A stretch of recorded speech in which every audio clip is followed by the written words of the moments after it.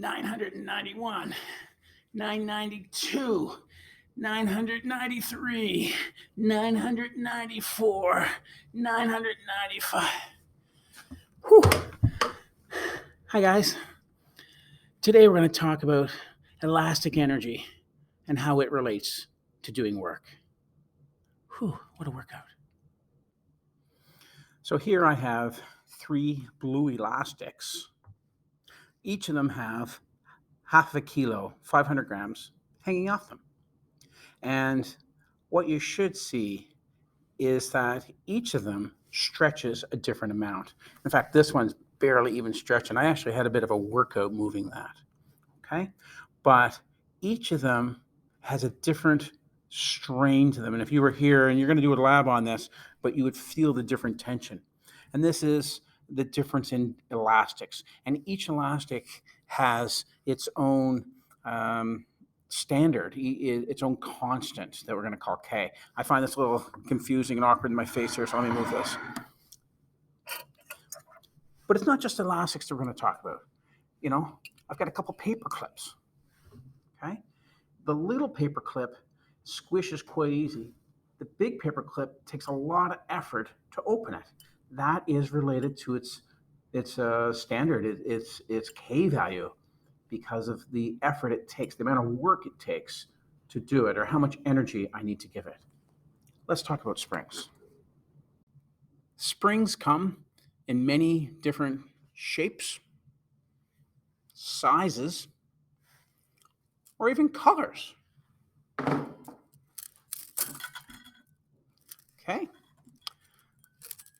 But the common thing is that they all do one of two things. They either can be pushed together or pulled apart. And once again, we're talking about the K value, the constant that tells us how stretchy that spring is. So I've got a 1 kilo weight here, and I'll just put it on a couple different springs, and it impacts on every spring a little bit different. Those two look to be down the same length, but at the beginning, they had different lengths to start. So one of them stretched more than the other. Okay? Once again, whoa. Oh, got a little one here for a little spring. Okay.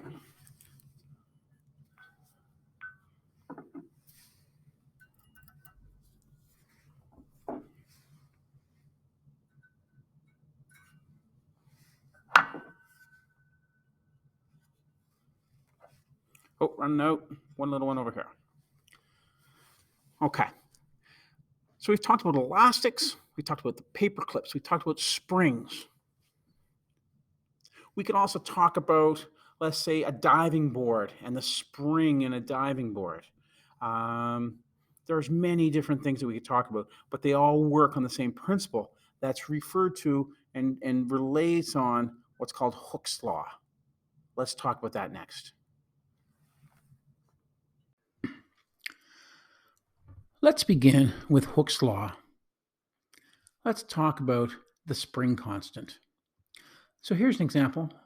The constant has a symbol with a lowercase k, and it's basically a value, and the units are newtons per meter. We'll look more at that with a couple of examples. First of all, I want to look at two different properties with the spring. So here I have the spring. It's the same spring. And let's say it has a spring constant of 50. Well, we could do two things. If I applied, it's got a spring constant of 50.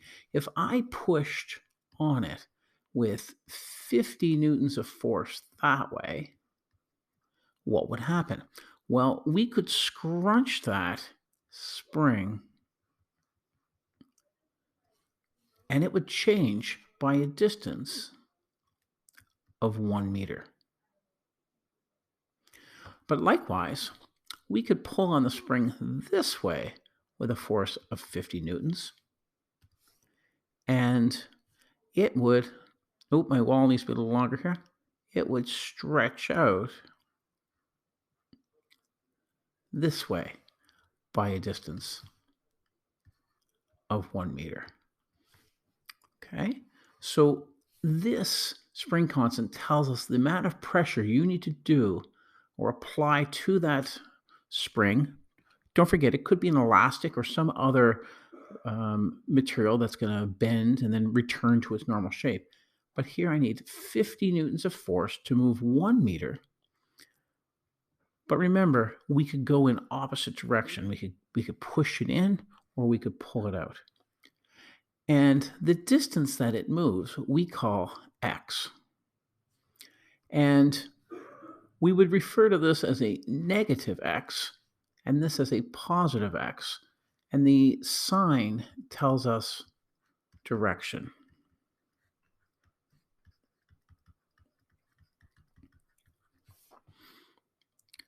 So the formula for the spring and Hooke's law and Spring's constant is that the force is equal to the negative k times x. Although it is possible you might want to just consider it as kx and then use the sign of the x for the direction.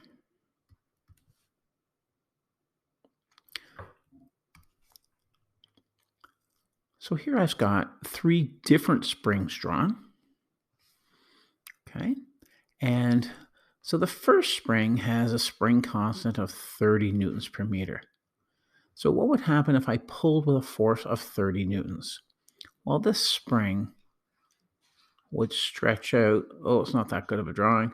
It would stretch out 1 meter. If I had a second spring with a spring constant of 20, and I applied the same force, 30 newtons, it would stretch out even further. It would go 1.5 meters. And if I applied 30 newtons of force to this spring with a spring constant of 10, it would really stretch out. And it would travel 3 meters. So a smaller K value makes it easier to stretch.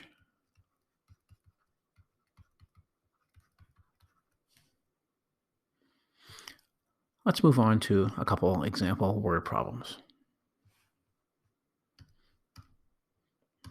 Okay. So here I have a spring, and we've got a force of 48 newtons, and it's being stretched a distance of 1.26 meters. What is the spring constant, K? Well, we know that the force is equal to K times X. We know the force, we know the X. So simply enough, K is F over X. In this example, K would be equal to 48 newtons divided by 1.26 meters. So the K value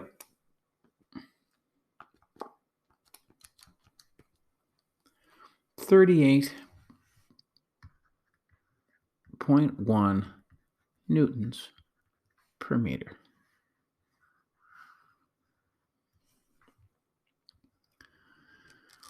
Here we have an elastic, and it has a K value, 13.6 newtons per meter.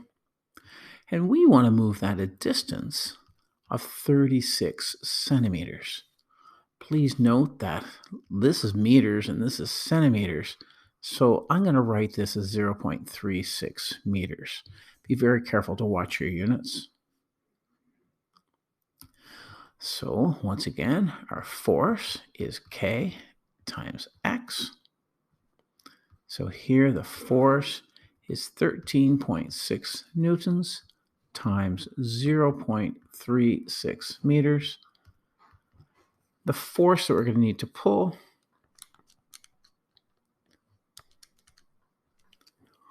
would be 4.90 newtons.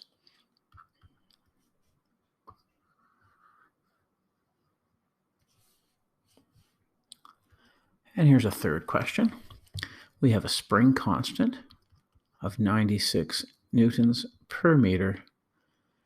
Oh, it's hung. So this one, a little different. We got this, and it's hung with some kind of weight on it. Okay. But we can figure out, because it's hanging, it's being pulled down by gravity.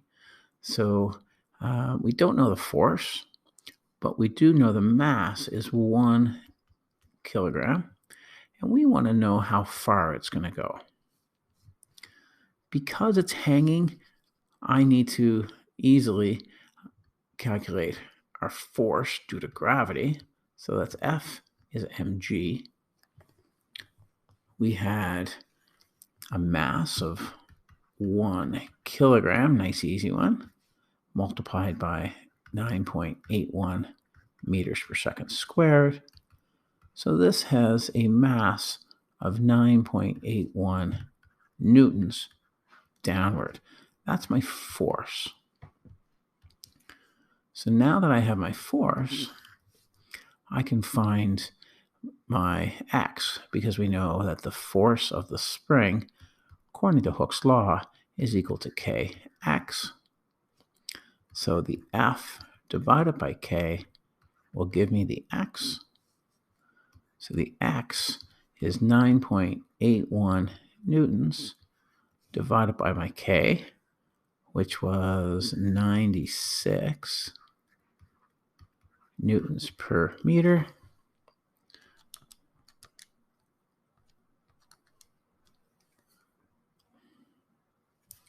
So I have a distance here, x equals 0.1022 meters.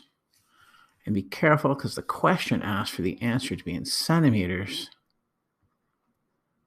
So that's going to be 10.22 centimeters.